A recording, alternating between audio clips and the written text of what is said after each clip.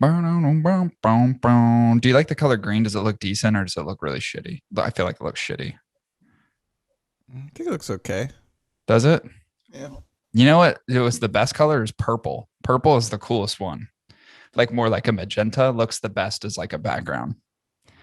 And since the cigar today that we're reviewing is like void of color, I was like, what would I do for the background? It doesn't, nothing makes sense. Yeah. Oh shit. Hold on. I just fucked something up. We'll keep this though. We'll just change the other recording. Chris, sing us a song, won't you? Sing a song. Sing a song. Sing a song I wanna hear. You know, one of the things that I know people don't know about you is the fact that you're a decent singer. And I only say decent. I would have said good, but I'm only saying decent because you haven't really sung in a long time. So I feel like there's some degradation. That's possible. That is possible. Unless you're like part of some weird church choir we don't know about that you participate in 2 nights a week. Yeah. Where you're like, oh, you think I'm terrible now? And then you just pull out some fucking gospel shit. Yeah. That'd be wild, wouldn't it? That would be pretty wild. I wanted to show you this because it's like brand new. Except for the fact that I will say, and I will preface that I have kind of not a love affair with this guy, but I've actually met him before. Mm-hmm. Hang tight. And I know that you don't know anything about UFC. Do you know who Cody Garbrandt is? No. So Cody Garbrandt is a really fucking good UFC fighter, and I think lightweight. I don't know if he's in featherweight. I think he's lightweight division. He's from Cleveland, so he's a Cleveland, Ohio boy. I think he's living in Cleveland right now. Anyway, so him and his son took a flight today via Southwest. His son's 2 years old, and his son just like was being finicky about wearing his mask, so they kicked both of them off the flight. No shit. Yeah, so here's him. Oh, shit, don't do that. Oh, watch again on Instagram. Okay. Is it showing Instagram now? Yeah. Let's even watch it. But that's okay. Wait, is this him recording it? Yeah. So what he did was, here, I'll play it again real quick. There we go. You're gonna hide it off. You're gonna hide it there. You need to turn it off. Yeah. It's off. 2 years old. Exit the aircraft. 2 years old. So the person that he was going out in the restroom was the flight attendant that originally kicked him off and ran away from him. So he went to confront him. By the way, one of the baddest motherfuckers on earth, literally on earth. Like he is. I saw him and his fiance at the time at in Las Vegas the last time I was out there, which was real dope. And she ain't ugly. She is not bad on the eyes. And if I can, damn it, I feel like I have to like log into my account to see it. But yeah, he is like premier fucking badass UFC fighter. There's actually another video that he posted too. Let's see if I can watch that one. This was like a little bit later when they were getting him off. So this is kind of funny because what he did was, obviously he's pissed off. And I get as a parent, you're upset. The airlines also have rules. So there's like a little bit of a gray area here as far as like, well, what do you do if you're the airline, right? Like, how do you navigate these kinds of waters? Yeah. This is him before he leaves the flight. Oh, look who doesn't have their masks on. Pilots. He actually steps into the pilot's booth to take film of them before he leaves. And he's like, oh, look who doesn't have their mask on. That's interesting. So he's obviously upset because him and his 2-year-old son are kicked off a flight and they're trying to get somewhere. I'm not really sure where they're going, but he posted, I think somewhere, probably Southwest. Southwest, probably my guess. He's going Southwest. We only fly as the name dictates. That's the only direction we fly. I'm going to see if I can find something real quick. Not that you care. In fact, if you miss the stop, we have to keep flying southwest, which will take us to Antarctica soon, and then we'll be able to make it back through northeastern Canada, back down to Chicago. That's funny. I'm gonna see if I can pull this up real quick. Dude, he straight, like his last fight, I'm not kidding you, was so gruesome the way he knocked this dude out. because I was waiting for him to have a comeback because he like lost to TJ Dillashaw, which I don't like. That guy's a douche or magoocher.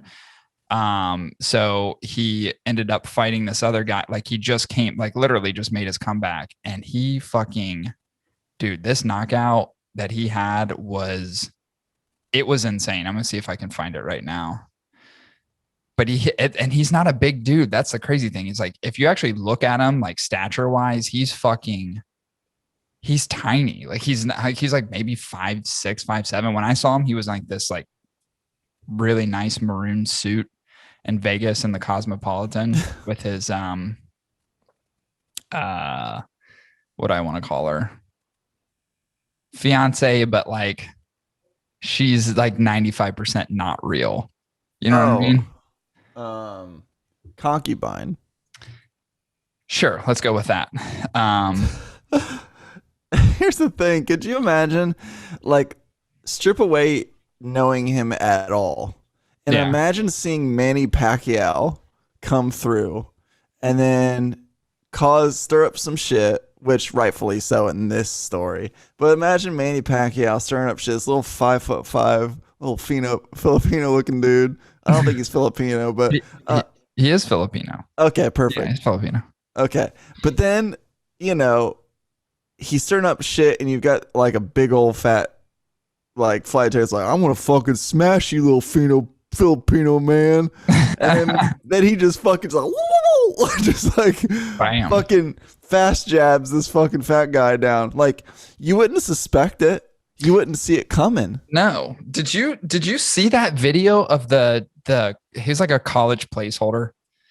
So he's not like, a real football player, but there was this guy from Oklahoma University and his buddy, and they're big dudes. Like they're on the football team. So they're big guys. Even if you're the placeholder, you're a big dude. I work with a guy who used to be a placeholder for like University of Nebraska, and he's like 6'7". He's a monster.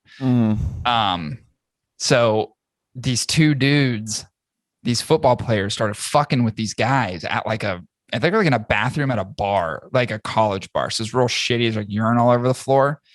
And the one dude steps up and gets this guy's face. Both the guys who are that they're creating this instigation with are smaller than them because they're football players. They're big dudes, and I don't feel like they feel that they're threatened by anybody or feel a threat from anybody just given their size, right? Yeah. So they approach these two other smaller dudes, and like one guy's got like cowboy boots on, and the guy gets in his face, and this dude's just like super still. He's just like this. And the guy's just like in his face. And next thing you know, this dude just turns on and just beats the living fuck out of this football player. And then his buddy who's with him, another scrawnier, smaller guy, grabs the other football player, Chris. It is the craziest shit I've ever seen in my life. Come to find out, both of them have MMA backgrounds. And this smaller dude grabbed this huge football player and threw him down so hard, he hit his head against the wall and just blacked out. And then the guy just kept repeatedly. Was he basketball? No, they were nobodies. Here, check this out real quick. This is just going to be like a episode of like screen shares. I feel like that's okay. Here's this Cody. So that's Cody Garbrandt with the beard on the left. Look at that. Dude, it's so filthy. Look at that knockout. Eesh. Cody Garbrandt is the shit. I fucking love him as a fighter. He's always been one of my favorites. So I feel bad for him and his son. What do you think about that though? Like if you're an airline and you have rules, right? You have certain rules that you are bound to follow no matter what the circumstance or condition. Like let's just take logic and reason and like the fact that he was a young child, like take all that out of it. Like what would you do if you're a flight attendant? I don't know, but I know what I do as a pilot being caught without a mask. I'll be like, I got a doctor's note that says I can't wear a mask in the cockpit because I get too lightheaded, and it's best for my job that I don't wear it so that I can fly you safely to your destination in San Diego on time without crashing and burning. I like it. But as a flight attendant, how would I have handled it? you know, it's kind of a damned if you do, damned if you don't. Because if you don't say something, you've got that asshole sitting somewhere in coach that goes, son's not wearing a mask. Someone, Right. is we going to do anything? There's someone not wearing a mask. Kid's not even wearing a mask. And the whole flight's just going to be this bickering. Right. And then that guy is going to write a bad review to Southwest saying they don't even take care of their customers to make sure they're healthy and safe on a flight.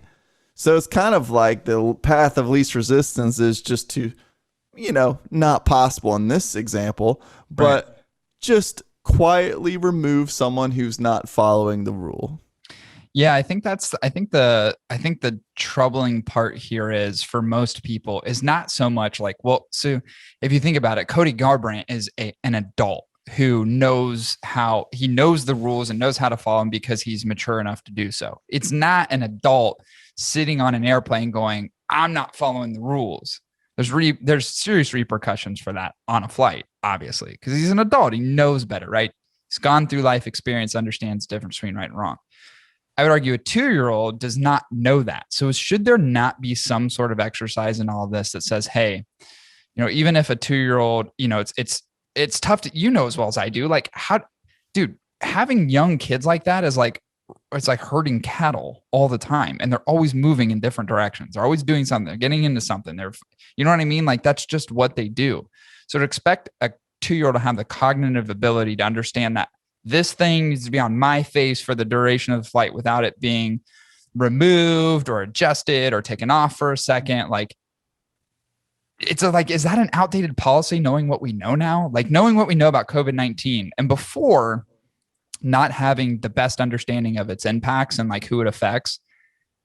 Do we look at it now a year later from its inception and say like, hey, 2-year-olds should be able to fly on airplanes without any sort of mask requirements, right? Because it's unreasonable for us to suggest that a 2-year-old could fly a duration of a flight without, messing with it, taking it off, suggesting it's uncomfortable and so on and so forth, right? It's a fucking 2-year-old. He doesn't know. Like, even if his dad is, explicitly telling him, like, you got to keep this on. It's like, he's fucking 2 years old. Like, how much do you expect? Like, what do you expect? And should you have some sort of policy in place that says like, hey, if you're under this age, there is no process in which we say you have to wear this. Listen, kids come with privileges.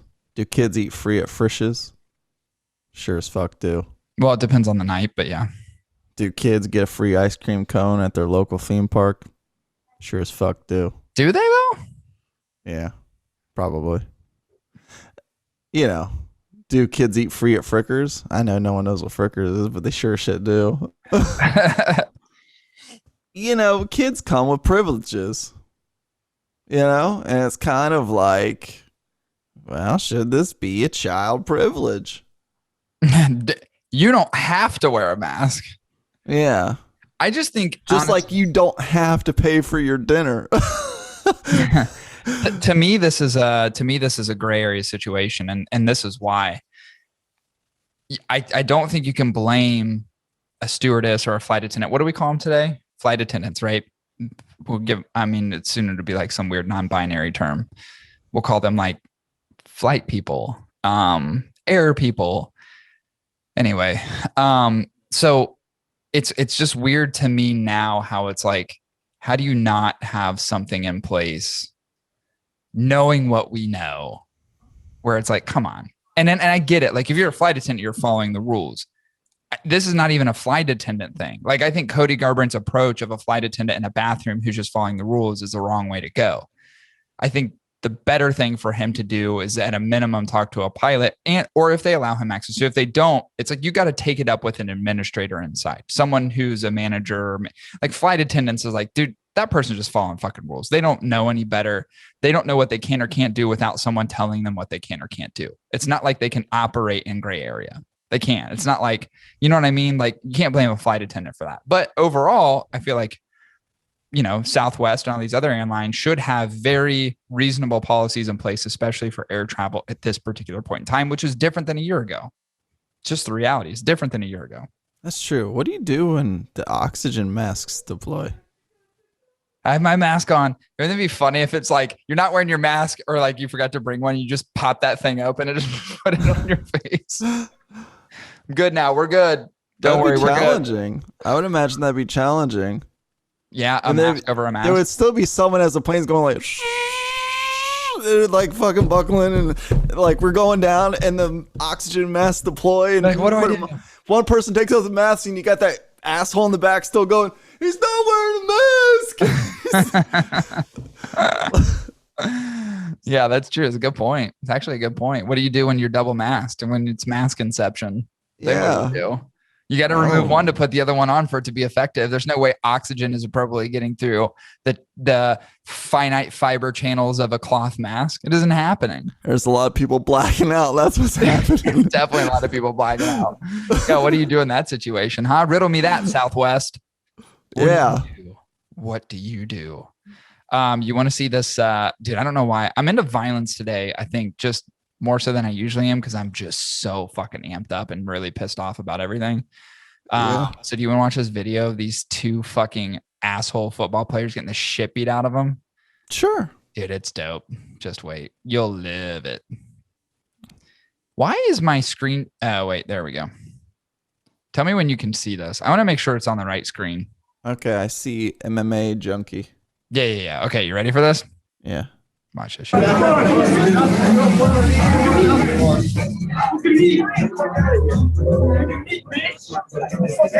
boys, get out of here. What you got? The football players are the ones pushing. Bam. Toast. Oh shit, buddy.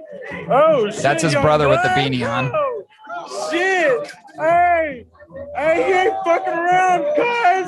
He got his nobody coming back, bro. Watch this shit right here. This is where he knocks him out and he just body slams him. That's just funny, bro. Hey, guillotine. Hey, guillotine. Tap out, motherfucker. Yeah, the camera guy is awesome. Check this shit out. It's kind of...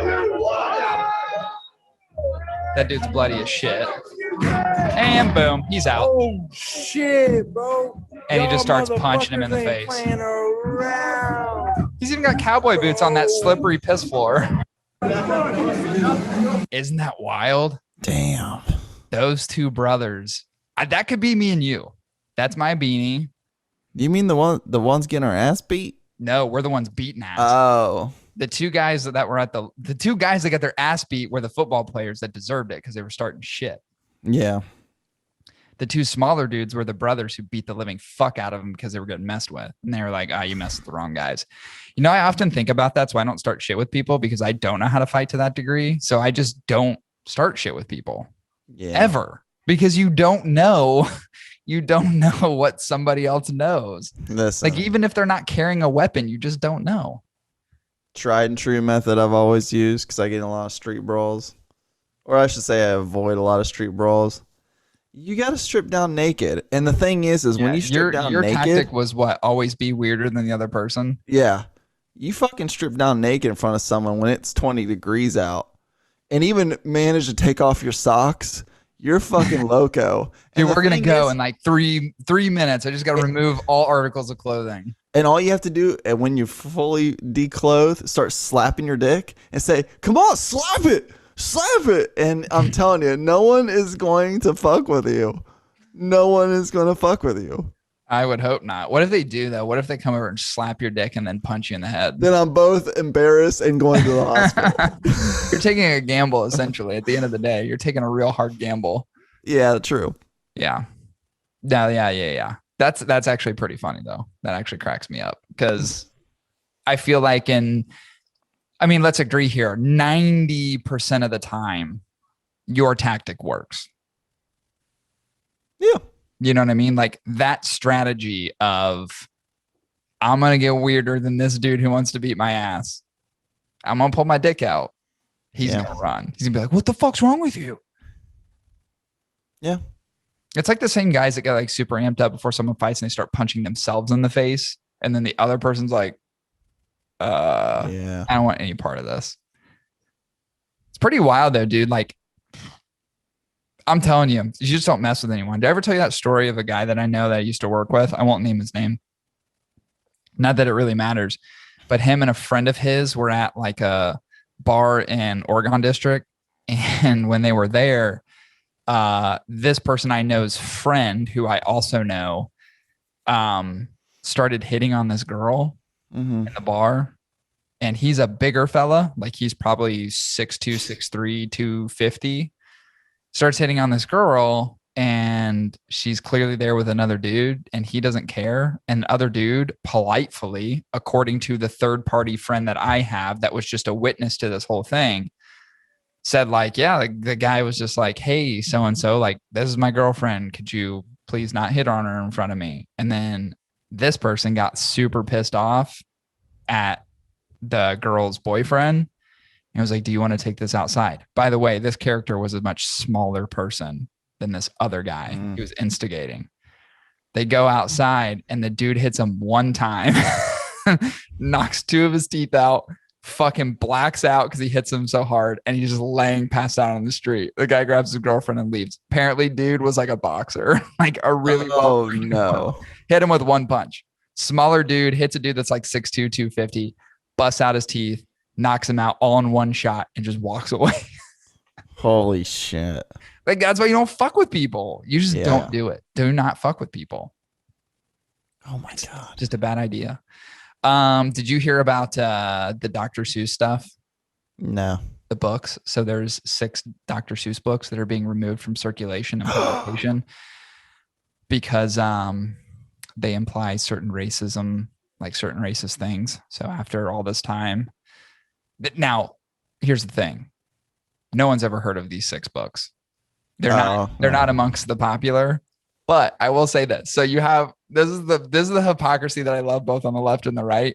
This time it's the right's fault. And it's hilarious. And it cracks me up because they're so stupid. So it's like this whole cancel culture thing. And like people are up in arms, like, you're going to get rid of, these are published books by one of the most well-known authors in history. And how dare you do this as part of our history, blah, blah, blah.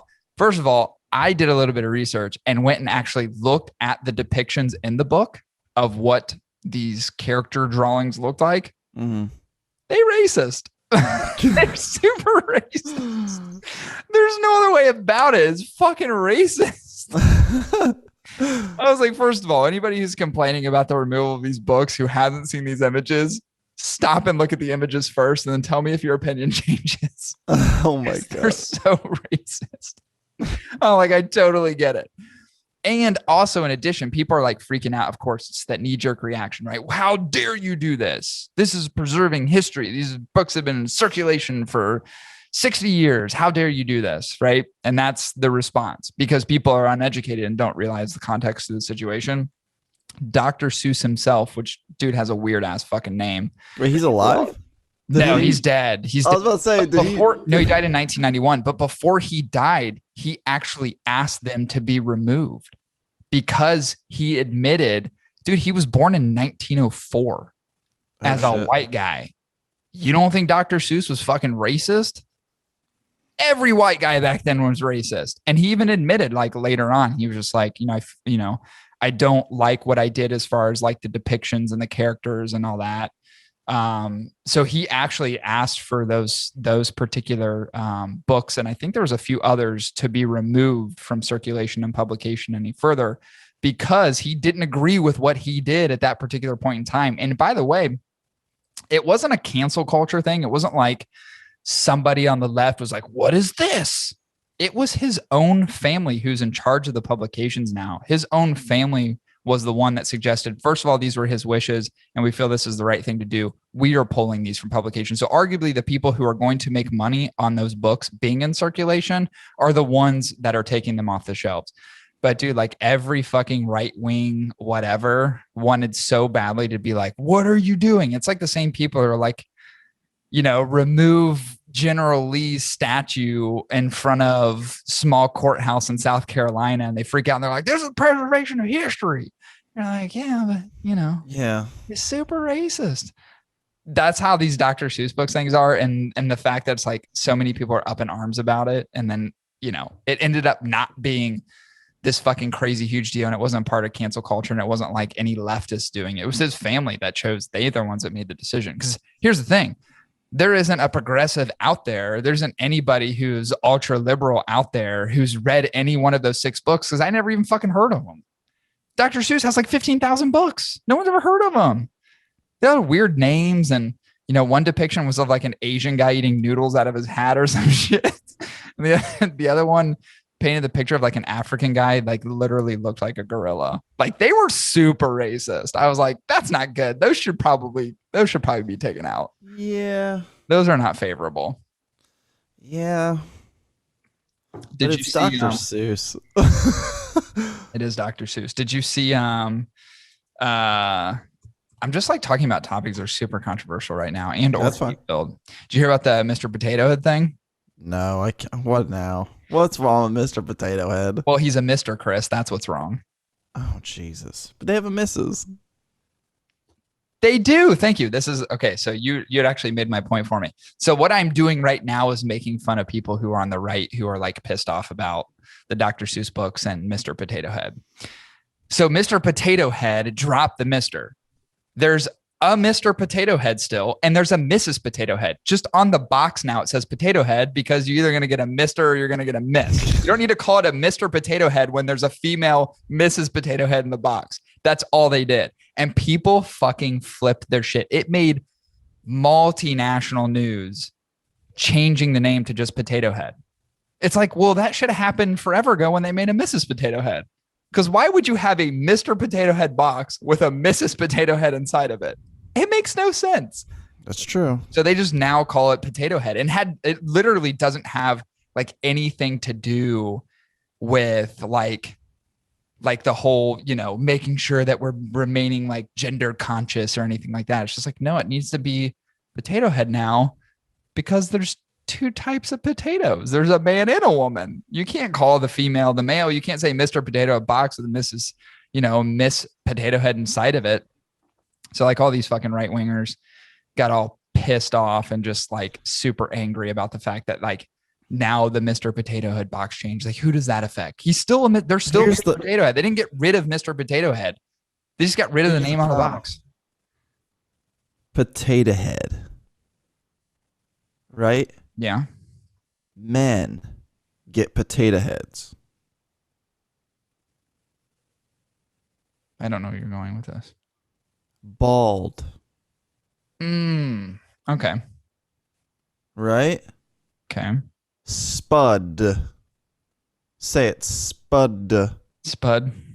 That is a masculine word. Okay. Like, I play with my spud. Right. Do you hear a woman say she plays with her spud? I don't know. I feel like spud could be gender neutral, right? You think? Yeah, because a spud sounds like a bud and a bud sounds like a G-spot. Or sounds like the clit. Like box my bud. I'm pretty sure a female somewhere has said that before. Spud?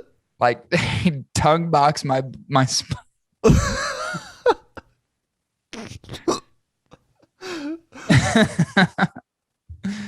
I don't know, maybe. It's like, she's like, maybe not spud, but last night he went down on me for the first time. Oh yeah, how was that? I mean, it wasn't great. It's like he didn't even know where my spud was. Well, I think you know what we just did there. We just made a new name for the fucking clit. It should actually be, and this is another part of potato. It should be called the bulb. Yeah. Yeah. Should be called the bulb. Isn't a bulb part of a potato? Isn't that like the little thing that grows out of the, are those called bulbs? The testicles of the potato. Does a potato have bulbs? I've seen plenty of potatoes with like 6 or 7 dicks though. Oh, are potatoes seeds or bulbs? Oh. One person's like, dude, that's a fucking root. It was like one of the answers on Google. It's a root, idiot. Yeah, I don't see anything with bulbs. So if you were surprised to see berries on your potato plants, you're not alone. Potatoes are normally grown from seed tubers. I that want to sounds funny. know, That's great. Seed tubers. is this like Jurassic Park where they're all inherently female, or are we dealing with a bunch of males, or are they asexual? Well, Chris, in terms of the toy, there's obviously multiple genders of the potato. Because if they're asexual, then obviously Mr. Potato Head is wrong. Mrs. Potato Head is wrong. It's wrong, right? And I think we should call it binary potato head, or I don't know. What's another neutral gender that we could slap as a pronoun onto potato head? Is there anything that is essentially gender neutral other than just saying neutral? Oh, I don't know. Like you couldn't even blend the two together. You know what I mean? As far as like man or woman. I'm gonna recoin it, and I'm gonna call my gender versatile. I'm versatile. Yeah. Wouldn't you just call it like ambiguous? Well, when you need me to be a woman, I'll be a woman. I will be your woman. Well, that's non-binary. Yeah. When you need me to be a bear, I'll be a bear. You know? If you want me to be a twink, I'll be a twink. You if you look want me like a twink. Shut up. You do. Dude, you'd be someone's bitch for sure. Probably. So I don't know, yeah, I don't know. I think Spud's very masculine to me though. Spud does sound masculine. I will agree with you in terms of it sounds masculine. You know why? It's because it reminds me of the name Bud. Probably. Bud is a very masculine name. Yeah. Like if someone's name's Bud, what do you think?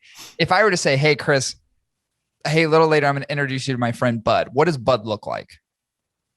300 pounds, easily 6'6", has a short crew cut, literally has no eyebrows. In fact, it's just a big old chunk of flesh that just hangs down real low on his eyelids, but he's got no eyebrows. Right. He's always got a face like about him. He's got that like permanent frown. Yeah. And he always just goes, and he's always wearing white shirts that are filthy. Right. Has to be. Yeah, I agree with you. That's what a Bud looks like. That's your Bud. That is your Bud. Yeah, I think that's a great depiction of what a Bud would look like. I was actually going to say wife beater, a filthy wife beater, but I think we're both very similar there. We're parallel with one another in terms of our description. That's a Bud. Now I call everybody Bud. So I do too. I have a really bad habit of doing that because most people I say, thanks, Bud, I'm not friendly with at all or don't want to be friends with, but I still say it because I'm so used to it. I should probably get out of that habit. I say Bud when I have a general affinity and appreciation and love for someone. Oh, really? See, I use it very loosely. I say I like my worst enemies I'll call Bud. Nah, see, I say if I call you pal, that's like lower than low. That's the lowest of the That's the lowest. If I call you pal, it's condescending as fuck, and you know it is. Yeah. Thanks, pal. See the look? Yeah. Hold on, ready? Thanks, pal. Oh yeah. Everybody knows when you get called pal, someone's calling you out. That's basically like calling him a fucker. Which isn't that weird that I feel like contextually that's how most people would say pal. And yet we know it's negative, but the term pal means friends. Yeah, it does. How does that work? Pen pals. Pen pal is probably the only exception. Now you can hate the other person you're writing to.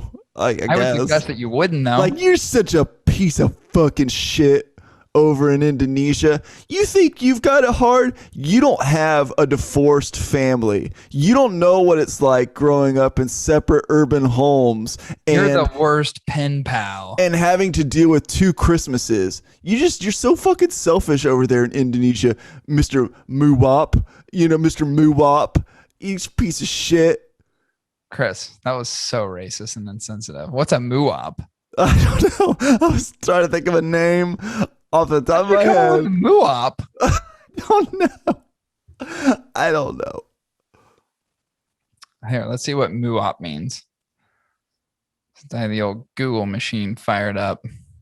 But I imagine you could say hateful shit to your pen pal. I don't know. Oh, for sure. You probably won't get a letter back, but you can keep sending them. You want to know what a MUOP is? A MUOP is a motor unit.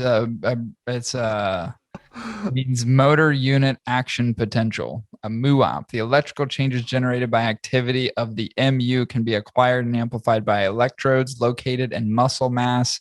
And these changes can be recorded and edited using electromyograph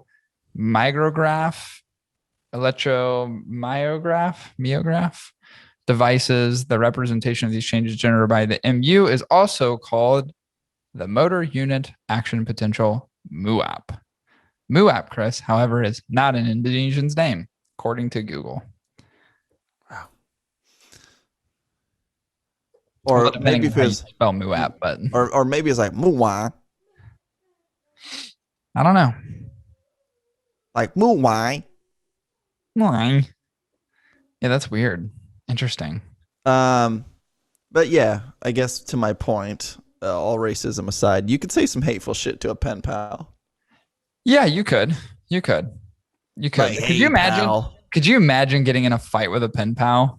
I haven't heard from you in 3 days. How do you have a conversation? What do you use over there in Indonesia? A bunch of fucking carrier pigeons? Oh wait, probably you don't even got that. You don't have pigeons. You got fucking macaws and goddamn parrots and shit.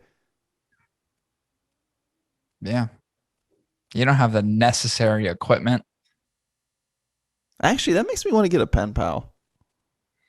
I think you can still do it. I think it's really popular amongst the prison population. Can't you just do it through Facebook now, though? Can you? No, How are there so many prisoners on Twitter? I don't know. And TikTok. There's like prisoners all over both. I'm like, how do you guys get access to these phones? Yeah, I don't know.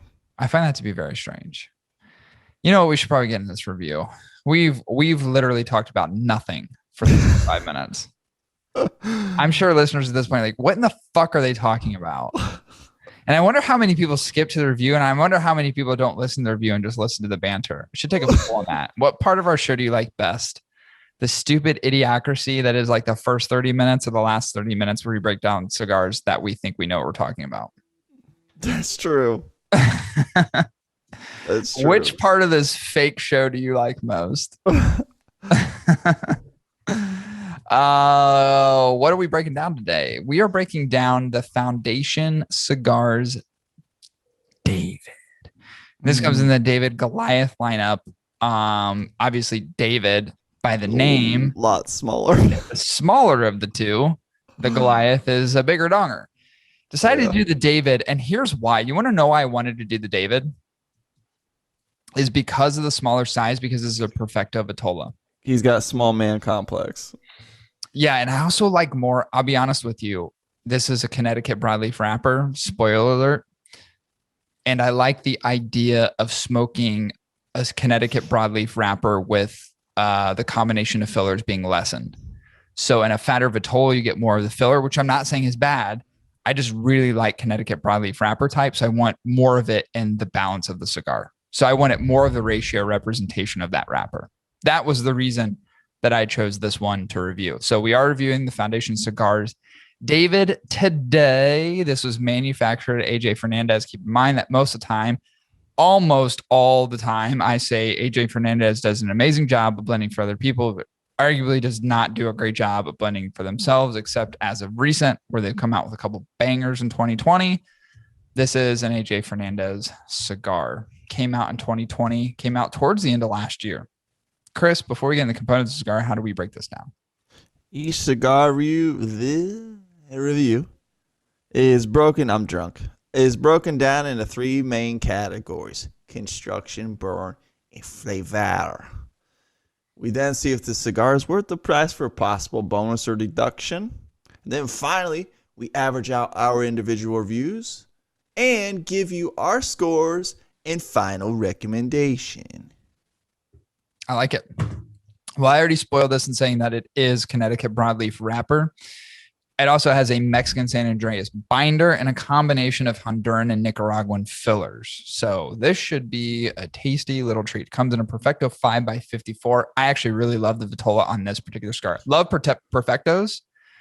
And I like the fact that this, and actually it was weird enough because it actually seems shorter than 5x54. It looks shorter than 5. Doesn't it? And maybe it's just because of the thickness of it, but then like compare it to the Mode 5, which I think is a 5x50 or 5x52. Yeah. And the Mode 5, I don't know why, looks bigger. So it's weird. Anyway, this comes in at a $12 price point, so a bit heightened for the Vitola itself if we're talking about averages. But it's worth going into to see if it's actually worth that price that you have to pay for the cigar at retail. Let's break this bad boy down. Chris, what did you think about the construction on this particular cigar? Looks like a turd. Looks like a dude. It does look like a pinched off poop, doesn't it? It really does. It starts off pinched and then ends pinched. It's like it's very turd like. Taking David from David and Goliath and finding his fossilized remains in a pile of his own shit when he first saw the first Goliath. And it's just like we're going to take these little dookies here, these dookie fossils, and shape them into cigars and smoke them. That's what it's like. It literally looks like a turd. It looks like probably the night before David was prepping for his Goliath battle, and he had a lot of pasta and cheese. So it's a real thick, hard poop. Yeah. And he pinched it out. And that's the shape you get in the cigar. Yeah, for sure. Anything else you want to note about the construction, Chris, minus the fact that it looks like a turd? I love dark, gritty Connecticut broadleaf wrappers. Love it. Dude, they're the best. It looks like the fossilized remains of a shit turd. I feel like I have to emphasize the poop twice in that description. You know what's really weird? So I'm going to make a reference to something, and it is shit related. Go for it. But it's not a commonality thing. So Carlisle's food is like very dark because it's lamb. It's like cooked lamb. So it's darker than like the chicken stuff that you usually get. So he gets fed lamb because he's a bougie little bitch. So he poops and it's really dark. And there's certain treats that I give him that have that gritty graininess to it. And I swear to God, when I think about one of those turds looks like with the little tiny grains in it, it looks just like the grittiness on that Connecticut broadleaf wrapper. Yeah. Also, by the way, if he shits out one of those solid, the next remaining 7 shits are soupy as fuck because those treats fuck with his stomach and then it gives him diarrhea. Yeah. Yeah. Now, it has its all the natural characteristics you might see from a dark, gritty Connecticut broadleaf. Dark speckling throughout, real textured like sandpaper.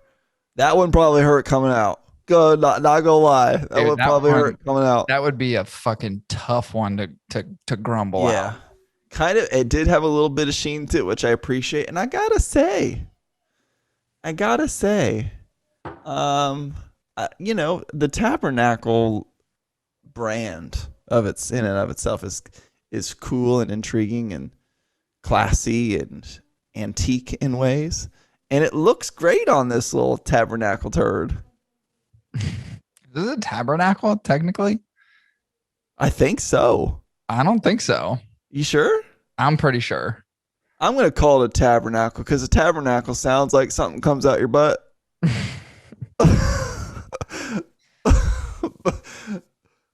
I could have sworn.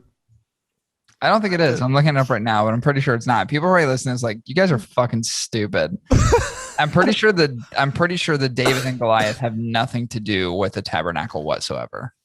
Well, I'm gonna call it a Tabernacle because it looks like a turd, but I mean, I'm cool with calling it whatever you want to call it because one of the things we get to afford ourselves on this show is that we get to say whatever the fuck we want. So whether you like it or don't like it, we're just gonna roll with it. But it's definitely not a Tabernacle. I think what you are suggesting is there's some similarities in the logos themselves. Oh, no, you're right. It is the Tabernacle Connecticut Broadleaf David and Goliath. You were right. Yeah. Holy shit. I was wrong as a fucker. Yeah. Well, oh my God. How did I mess up so bad? Oh shit. I'm an idiot. Dude, I retract everything I said. I did not think this is Tabernacle. I need to reposition this. Oh fuck. That's crazy. Well, and David's vocabulary, tabernacle means turd. So, but yeah, you know what? I'm shitting on this construction a You lot. spent a lot of time on the fact that this has some sort of fecal representation. It's a good ass looking cigar though for a turd. But it's fucking awesome. I really think the construction is great. Real firm, good look, nice dark brown. I do agree with you. Dark rich wrapper on this cigar is fucking awesome. Mine was kind of weird because it had some sunspots. And what I mean by that is just like certain joints in it that are like lighter complexity, like almost where the wrapper meets. That's the side that was facing the sun. It is very gritty, very toothy, as you would expect in a Connecticut broadleaf wrapper. I fucking thought the cigar looked awesome, and I love the Vitola. And I will say, as obnoxious as the bands are in size for such a small Vitola, I really like the design of them. I actually like most of the designs, I think, across the board with Foundation. I like that it's kind of this like cool, old school, but new school feel. They just do a really good job of like, I think the artistic capability that they kind of bring into their cigars is really neat. So I thought the cigar construction wise is fucking outstanding. Yeah. All right, let's move on away from the fucking turd references and let's get into the burn. Chris, what do you think about the burn of the cigar? Great white ash. What you expect if you burned a turd? Like those ones that sit in the summer sun for like 4 days, basking in 100 degrees. Totally dried out as ashy and flaky. It reminds me of the turd off of what's the movie that I love? Step Brothers, where he's like, where Malecki or the kid who's like trying to make it. He's like, I am not gonna eat this white turd. Very exactly. Ashy. Yeah. Very consistent though. It was a good, for this Vitola, you do have to trim off a little bit because you're dealing with a Perfecto. So you got to be conscientious to maybe snip off a little bit more than maybe what you're comfortable with. It's up to you though. But I tend to, on Perfectos, take a little bit more off the cap so I get good airflow, because in the beginning, when you have two tight ends. Yeah, it could be really tight. Yeah, when you have two tight. When you have an Aaron Hernandez and a Gronkowski. Two tight ends. Yep. That was when you have two tight ends, sometimes you're gonna pinch it off real hard. So I like a little bit better airflow, so I trim off more on the cap. But that said, it was a good 2-3 puffer. Great smoke production, very consistent burn all the way through. I never had to retouch it or relight it. What's interesting about this, and we'll note the fact that it is a $12 cigar, and it feels shorter than 5 inches. It took a while for it to burn, and I don't know why. Maybe I was babying it, but it seemed to burn much slower than I was anticipating a sub 5-inch cigar would do. So I feel like I got some longevity out of the burn, but I never had an issue with it whatsoever. Yeah, so I automatically assumed I would have an issue with the burn. I think when you have those tapered ends, especially the aggressive tapered end on the actual foot of the cigar, I just assumed I was going to have some wonkiness at the beginning, because you're lighting a hole that's the size of a straw, and it immediately expands and tapers into something this big, like instantly, right? So I just assumed, because I've had this trouble before, that I was going to get an uneven burn. Perfecto's a really weird Vitola. It's like ones that everybody like, but they don't always smoke the greatest. And with a Connecticut broadleaf wrapper, a wrapper that's a little bit thicker and oily, you could run into the possibility of burn issues. I didn't have any. I didn't either. Dude, it burned even all the way through, and I couldn't believe it. Great resistance on the draw, good smoke production, perfect burn, literally even and consistent all the way through. And I do agree with you. It feels like I smoked the cigar for fucking ever. Yeah. I don't know if it's like the thickness of the wrapper and the fact that it was a little bit oily, maybe that it burned a little bit slower. I'm not sure, but I'm telling you right now, it felt like it lasted a lifetime. And I'm actually quite glad that I smoked this one instead of the Goliath, because it was a perfect time frame in that particular circumstance where I was like, hey, this is really great because I only have this amount of time to smoke the cigar. it's perfect for this particular occasion. Having smoking something a little bit bigger would have caused me a little bit of and I honestly, I was like, I'll get through this thing in 45 minutes to an hour, no doubt. No, it was like an hour and 30 minutes, maybe a little bit more. It was crazy. Lasted a long time. Really, really, really enjoyed the overall experience in terms of the burn was awesome. Same so far. Tons of consistency. So what did you think? And arguably the most important part of how we break these cigars down. What did you think of the flavor of the cigar? Also, let's think about the components of the cigars themselves. There's a lot going on in this thing. Listen, looks like a turd, burns like a turd. I was going into this thinking it's going to taste like a turd. Now, what's sad is before I started really running with this turd analogy, I literally in my note said, pretty sure it smells a little barnyardy. And I was just smells like a turd. And I literally wrote that down. But what's interesting about this cigar, I'm pretty sure David the night before also with his cheese and pasta decided to maybe add some like red pepper or some spices to it to help with digestion and maybe like blood flow. But this cigar on the initial hit brought out a lot of spice for me at first, where I was like, woo, David, what did you eat? But it quickly subsided, which is good, because I was like, woof, if I got to deal with that little hit that I just did for the remainder of the next 4 3/4 inch cigar, because there's no way I'm believing it's 5 inches. Yeah. No way. You're stretching it. I kind of agree with you. Yeah. I think it's like what they did at Subway, where they just suggested that every foot long was 12 inches long, and then someone called them out and it was an 11-inch piece of bread, and they're like, what the fuck, where's my other inch? Right. I kind of feel exactly. like that. Exactly. False marketing. But once that went away, there was some great notes that were like bitter and tangy, which is so indicative of a Connecticut broadleaf. It's such when you have it enough and you've had a bunch of other different wrapper types, it's so distinguished having a Connecticut broadleaf wrapper that you know it when you have it. When you've had it a lot, you know it when you've had it. And I haven't had a Connecticut broadleaf in a minute. So when I had it, I was like, yes, that is that tang and bitter that I like in a Connecticut broadleaf. Now for the fillers, was great. And I think it was complimentary. A lot of earthiness, woodiness. There was even moments where it was savory in some ways. I can't really ever say that I got creaminess. It did smooth out flavor wise. The blend of the taste and the flavors mellowed out, and I think they blended well. But I never really got creaminess or anything like that, really. But it was just this consistent amount of like spice, bitterness, tanginess, this earthy woodiness, and after that first initial hit, it was pretty consistent. When it gets to the bigger part, right, of the cigar in this Perfecto, it changed up enough, I think, where it was kind of like enjoyable to where you kind of you're making subtle transitions.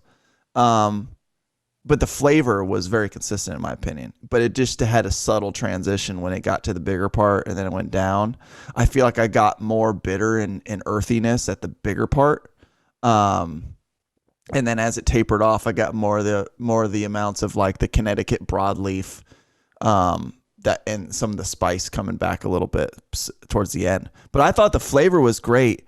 I would say the Tabernacle, it does it's reminiscent very much so of a Tabernacle in a lot of ways, and I think it's right on cue or par with it. I would say I question asterisks.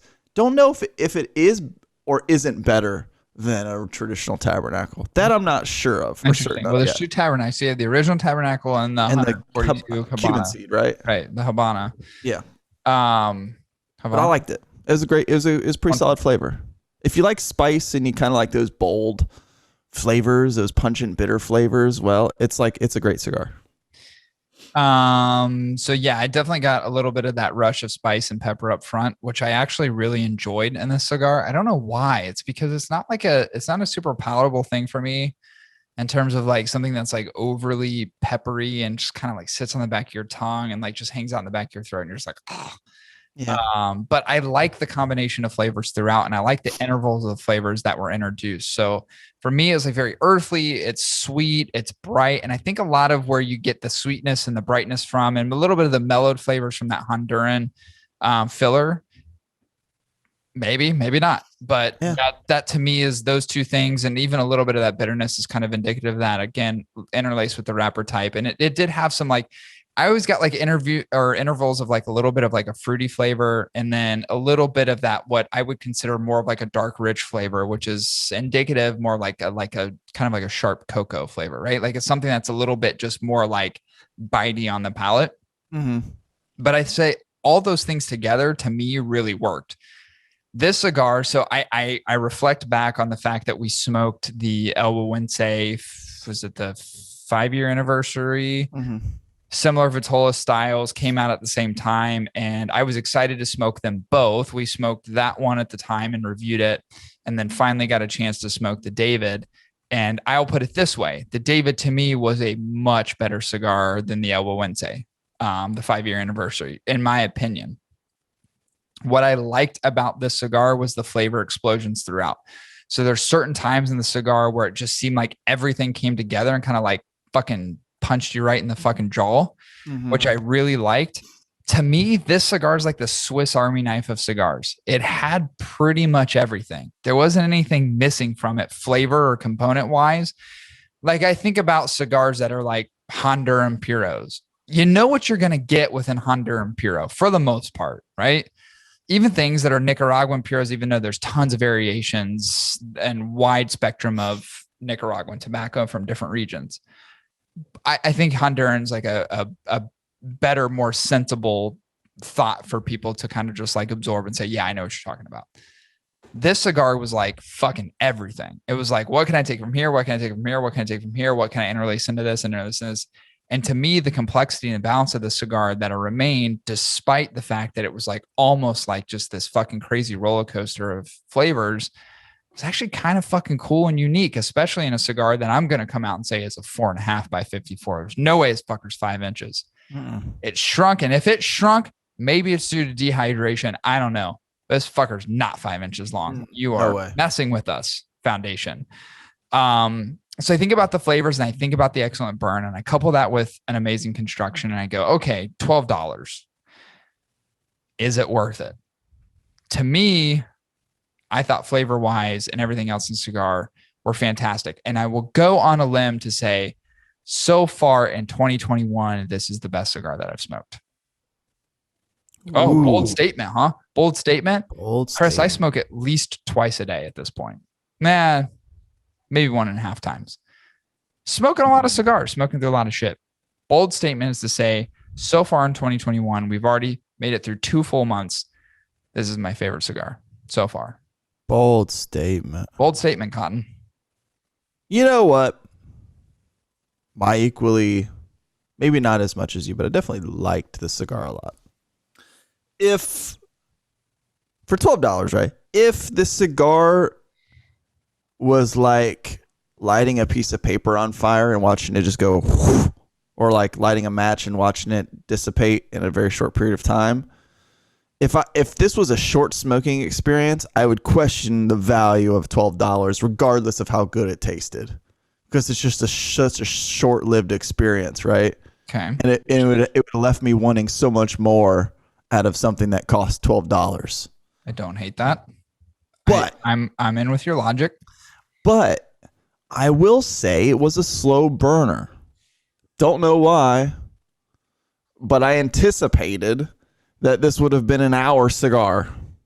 And I think I took it for an 1.5 hour ride. Right.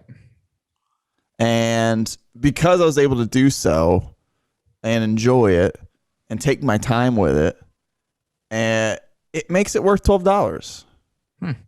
It makes me wonder also, depending on how good it is, it's like how long it takes to smoke also is it also influences my whether or not it's worth the price, right? Because it's like if it was a decent cigar and I liked it and I smoked it for 2 hours and still liked it that whole 2 hours, I would probably say, yeah, it's what 10 Well, yeah, $11. short-lived experience is totally different. You think about just the components themselves, right? How much material is actually in here? Right. That's kind of the weird thing about cigars is that, like, oftentimes I use the one-off, the Louisiana one-off as an example. There's certain vitolas that are cigar that are smaller. So in terms of like the actual components of the cigar being used, the material itself, there's certain vitolas that MSRP less than something that is actually larger. Something that is larger actually is MSRP less than something that is smaller. I think the argument there is that this is a better overall experience in terms of vitola, in terms of flavors imparted and so on and so forth. I think there are some scenarios in cigars where you would suggest like, hey, maybe this Corona, right, is the best vitola. So it's $10. Well, we also make this in a 6x52 Toro, but it's not the best vitola. So it's actually $9. Using that as an example, and I've seen that before. Now, so should we just do the scores, right? I think we've got it. No, I haven't said what I thought from a price perspective. That's why I was assuming. That is poor of me. That is poor form. Yeah, I think it's worth it. I think amazing construction, excellent burn. I love the fucking flavors.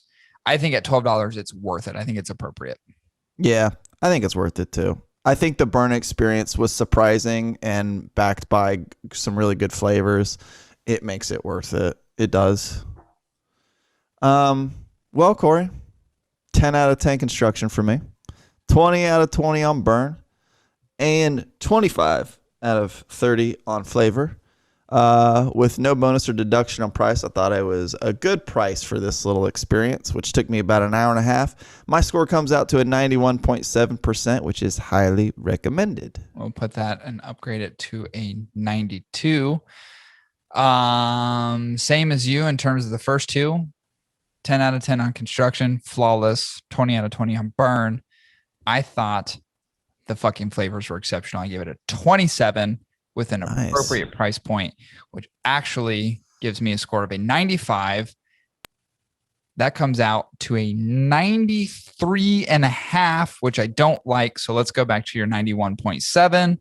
I'm going to go up to my 95 even, and then that will average out to a 93. Say that is the highest rating we've given a cigar thus far, except for we rated up to the Hiram and Solomon cigars actually came below 93, but we actually bumped it up to a 93 because it was like a 92.7 or something. Yeah. This technically would be the highest scoring cigar that we've had thus far on the show this year. I just think the cigar is incredible, man. I've already smoked it before, by the way, but I was actually intoxicated when I smoke it. I feel like I say that often on this show. It's like I've had it before, but I was definitely drinking when I had it, and I don't remember much about it. I really, really, really like this cigar, even for the money. I thought it was fucking great. You know what? And it makes me want to smoke the Goliath. Actually, now that I think about it, I'm like, I'm ready for the big hog. Do you even know how David killed Goliath? Was it with a rock? A rock to the forehead. Yeah, seems really, really far-fetched. It does. There's the Bible for you. It seems really far-fetched. But you know what doesn't sound far-fetched? Someone throwing their feces in your face. That'll get you. That'll get you every time. Like, taking a rock to a forehead being such a giant beast, right? Right. With your little David throwing his stone overhand, right, into this poor Goliath's forehead and killing him seems so far-fetched. Or knocking him unconscious. Didn't kill him. Knocked him unconscious. It seems incredibly far-fetched.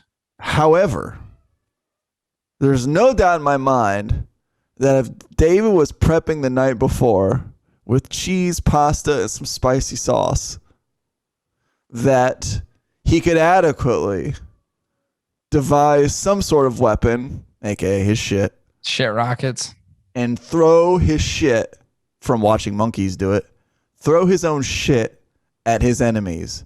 Yeah. And I couldn't think of a better way of not only knocking out your enemy unconsciously by the fumes and disgusting scents that come from your own feces, but it would immediately make me run as an enemy, because the last thing I want to be covered in is your shit. Not my shit. Yeah. Your shit. Yeah, you're covered in your shit often. Yeah. You're used to that. You do poop play. Poop play. Yeah. But other people's shit off limits. Poop art. Poop art. Yeah. All right. I think it's a great score. I think it's a good. I like the cigar. I'm excited to smoke again. I'll put it that way. Yeah. That was fucking great. Like, this is one I'd love to have on hand often. The price point is achievable. Yeah. I think it's worth it. And I rarely say that in something that's such a short Vitola. Let's call it 4.5 by 52 or 4.5 by 54, whatever the fuck it is. It's not 5. Let's just call it what it is. Yeah, I usually wouldn't pay $12 for it, but I fucking love the cigar, man. I just thought it was incredible. So I'm going out on a limb and saying, yeah, I definitely buy it again. Well, this is the second time I've had it, so obviously I bought it more than once. Good score. Actually, great fucking score. Good cigar. Yeah. The best one we smoked so far this year, averaged out. So congratulations, Foundation Tabernacle David. I dug it. All right. Final segment of our show. Questions with Chris. Are you ready for it, Chris? I can't believe it's still going. This is baffling to me. This will go literally till the end of time or until you get back on social media. Oh, okay. You choose. That's fair. All right. Question number 1. Chris, if you could change one thing about yourself, what would it be? One thing I could change about me. Oh. Seems very topical and dark. Jesus Christ. I was hoping you'd say your nose. Less selfish. Okay. Less selfish? You? Yeah. You're the least selfish person I know. I know. I mean, I think you accommodate everybody all the time. Yeah, well. Except for me, which is annoying. But everybody else. Yeah, well. Yeah, there's some things I know I do selfish. Like what? But who doesn't? Oh, I can't say these things on the on the show. Chris, I'm the most selfish person you'll ever meet. I'm fucking actually not anymore. I used to be, though. I used to be selfish as fuck. And you know what? My whole thought process around that, as far as like selfish behavior, is like, you only fucking live once. So if you're not doing things for yourself or that are self-serving, like what if you miss out on the opportunity to do things that you've always wanted to do? They're ingrained in your brain. They're dreams of yours. They're aspirations that you have, and you sacrifice doing those things for something else. Not even for someone else, just maybe you know what? You know what? There is one thing I'd change. That's not that. Taking the original direction I should have career-wise, which is concept artist and that's good. I like that. That's a good one. I like that answer. I transitioned to like graphic design and then became a product designer and all that, right? That's good. But I have way much more love for concept art and being creative and creating like just concepts and ideas out of nothingness that is so far-fetched and fantasy driven. You know, like that stuff is awesome to me. Is it like your tapeworm cartoon? Kind of. Yeah, like that too. Yeah. Yeah. What's interesting is like, so I don't think we were, after 188 episodes, people don't really know a lot about us. Like in terms of like, I don't really expose too much on my career, like what I do and like what you do. Although I think people understand that you are graphically inclined, because anytime someone says, who knows your fucking posters? Like, yeah, it's crazy, graphic artist. But people don't know, like in terms of like your capability and just like free sketching and drawing in general. Like even I remember you painted a piece one time and you're like, I'm not good at painting. And then you painted a piece and we were like, oh, but you actually are good at painting. You just never done it before to that degree. And it's like, no, you are good at those things. Like that kind of art. I remember like just stuff that you drew when you were like, dude, like it's almost like Tiger Woods golfing at the age of like 4 or 5. You're like, this kid's going to be good. You were drawing at that age and everyone's looking at your shit like, well, you shouldn't be able to do that at that age. Like at 4 or 5, you should be able to draw like that. Like that's an exceptional skill for such a young age. So like I know the free sketch, freehand stuff. I remember dad sleeping on the couch and you sitting in front of him, drawing him. I remember that. Oh, I do. Like drawing a picture of dad as he's sleeping because he was still. It was the only time you could draw a picture of him because he was actually not moving. I remember that now. Yeah. We were young. I was like 10. You were probably then you were 11 and you're just sitting there like staring at him like and perfectly drawing him. This is not like, oh, Chris is what he conceptualizes in his head and what he actually puts down on paper are 2 variations. No, it's not. It's the same exact thing.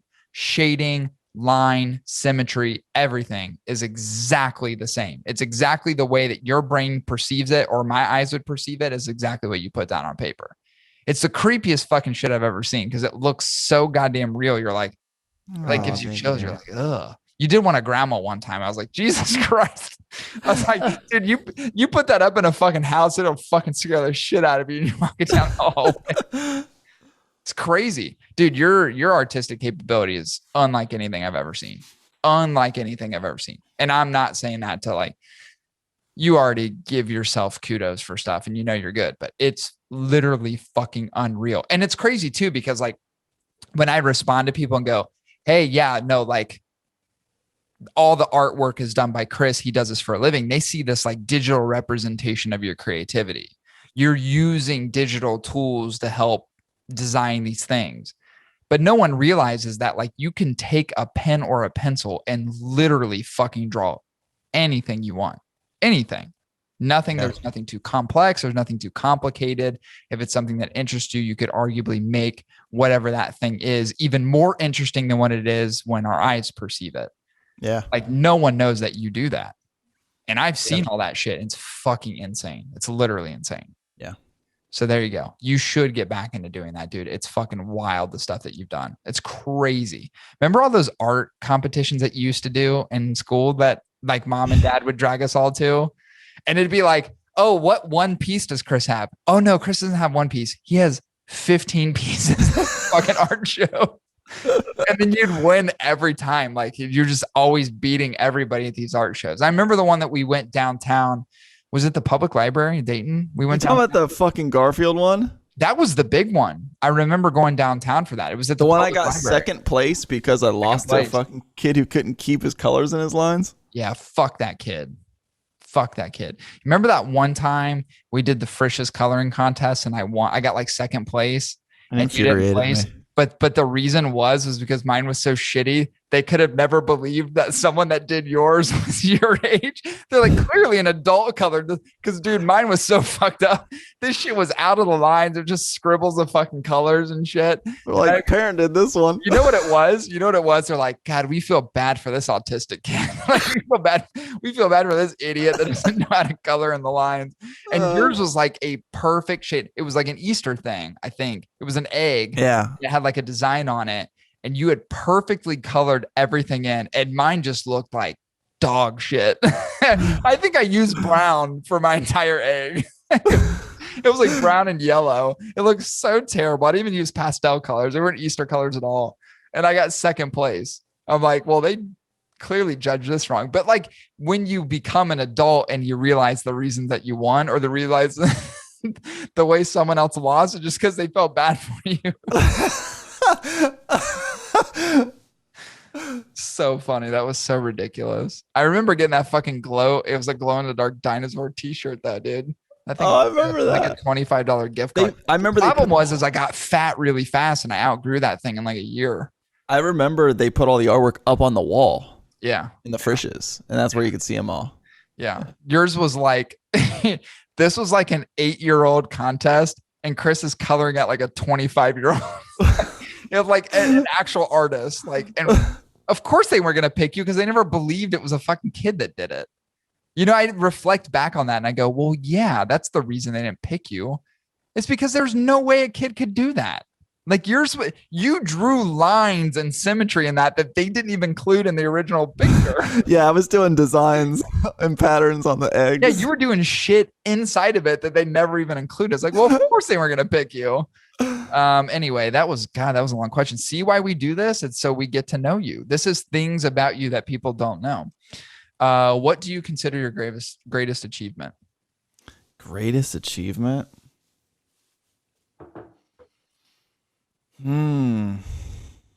Second place at the Dayton Public Library art contest. That's up there. My greatest achievements, I think, are yet to be realized. Interesting. I think they're yet to be realized. It's a profound answer. Yeah. So for the audience, we'll call that TBD. Yeah. Where would you most like to live? There's two places, beach or in the mountains around a lake. Personally, I would go with number 2, mostly because you can't get hurricanes in a lake. That's true. Yeah, beaches freak me out because shit Get changes. snowed in. Yeah, but that's beautiful. Do you think about Montana and like that's true. Denver? Like, would you rather be by like a cozy fire in a fucking giant cabin mansion on a lake in the winter, or that for sure. Fucking boarding up your windows on a beach house? That's true. Yeah. Lauren and I have actually talked about, and I think we're going to do it this year, is getting a lake house for the weekend in like Montana, like on a lake, sweet. But like probably in the winter time, like actually do it in the winter. That would be sweet. Where you just have that beautiful landscape. And if you want to, go grab a snowmobile, you can do it or whatever. But we've been talking about because I've been out there. She's never been out west out there. And I've been out there a few times and it's literally the most gorgeous thing I've ever seen in my life. It's the best part of the United States, hands down. What is your most marked characteristic? Marked characteristic? Yeah. Meaning known by the population. Too goofy. I was going to say goofiness for sure. Hands down. Yeah. I don't want to say too goofy. I'm just going to say goofiness. Let's see. Give me one more. What are your favorite names? No. I don't want to do that one. Who are your heroes in real life? Heroes.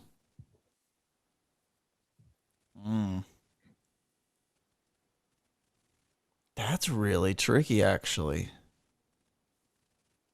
I don't think I really have one that I like have such a strong affinity to that I like gravitate towards one individual or even a few individuals. I'm kind of the same way. There's a lot of people I admire to a very high degree. I think when I think about heroes, it's different. Yeah, I don't know. Like heroes always implies for me that I'd be like them one day or a one to aspire to be like them. And I can't really say I aspire to be like someone else. Yeah. Especially the older I get, the less that seems like a goal. Yeah, I get that. Yeah. That's a hard one. I'd have to think about that one. Yeah, I have sincere admiration for a ton of people. Yeah. But heroism is like a different plane that you're kind of playing. Yeah. I do agree with you. That would be tough for me to choose as well. And I know, like a lot of people will cite examples of like athletes and so on. But like, even to me, that's not, like my heroes aren't guys that put pads on, or even the people I admire aren't necessarily guys that put pads on and beat the brains out of another guy. You know who's my hero? The man that gets up at 2:30 a.m. and straps on his reflective gear and goes down the street picking up people's trash. That's my hero. I do like that guy. Keeps everything clean. That's right. Keeping the world beautiful. I have one more question. Okay. Because I know what your answer is going to be. What nervous habits do you have? Oh, Jesus Christ. Eat fuzz. As I stare at your sweater and my own sweater. Yeah, I eat fuzz now. Again. Are you really doing it again as like a habitual thing, or is it just like funny? It's just kind of funny. But really tasty. And then I also I had a really nervous habit of biting my nails growing up until literally my 30s. Yeah, that was bad. You really did munch down on those things, didn't you? Yeah, that was a really tricky one. Dude, forever you thought your fingers were Triscuits. It was crazy. The other thing, I couldn't let my beard grow out too far in my later 20s because I always found myself picking out spots over here, and I'd get like bald spots where I'd be pulling out my facial hair. Dude, I did the same thing, except for this time around. I used to get these real nervous. It was like a nervous habit. And I used to just like sit there and like just do this and then just like boop and one hair and then boop another hair. But I haven't done it. And this is why I got this fucking thick ass glorious beard now, is because I've restrained myself and I've created ways to migrate that activity into something more constructive in my life, which is very challenging to do, to be honest with you. I can imagine. Yeah, but I made it. I mean, look at this. Now I don't. Yeah. That just fucking gnarly ass big beard. Yeah, starting to look like your father-in-law. Yeah. Oh, you know what's really creepy about that is like a girl I work with. One of my employees said that to me today. Creeped me out. She's like, "Hey, I don't want to be rude, but you posted a picture on Instagram," and she said that she thought Mark was me with the old person filter on, like the face app filter. So I was like, holy shit, are you serious? She's like, yeah. Because I was just like, God, should I let the beard keep going? She was just like, oh, by the way, saw that Instagram picture that you posted. Thought that was you with the old face. I was like, fuck. That's funny. I just like it. It's actually pretty comfortable. It's going to suck in the summertime, but right now it's really nice. It does keep your face warm. That's for sure. Yeah, for sure. For sure. All right. I have no more questions. Yeah. That's all the time I got, folks. There'll be plenty more. All right. Let's wrap it up. Visit our show sponsor, www.mycigarpack.com. Hot 10 at checkout for $10 off your first pack. Hot 10. The new March pack is coming out. It's on its way. So anybody subscribes is going to reach that. It's going to reach you in like the next week or so. Actually, the next couple of days. And for anybody who isn't, get on that fucking train. Buy that shit. Some of the best packs you'll ever see. You can visit our website, www.hot. I put an extra W in there. It's not 4 W's. www.hotticketweekly.com. Reviews. You can catch the podcast on here. All of our interviews. Didn't post a review this week. We've got some website conditioning that we've got to get done, and we're doing some stuff to make sure that everything is flowing correctly, but we'll have a new review posted up next week. Actually, maybe a couple, maybe just backlog a few. But we got a lot of stuff in the hopper. So check us out on our website. You can go through all those reviews as well. 2021 reviews and anything previous to that. Does that cover it, Chris? Brother, you couldn't put it best. Now, I will say, don't be confused, people. Check out at Hot 10. I know you use that when you're on Pornhub or your favorite porn sites to get 10% off your daily subscription of $1.99 just so you can watch that one video and get yourself off in 5 minutes. I know I do. But yeah, I know it sounds like a porn coupon offer. It's not. Just up. But that's all. All right, cool. Let's wrap it up. This will conclude episode 188. We'll be back at you next week with episode 189. See you, everyone.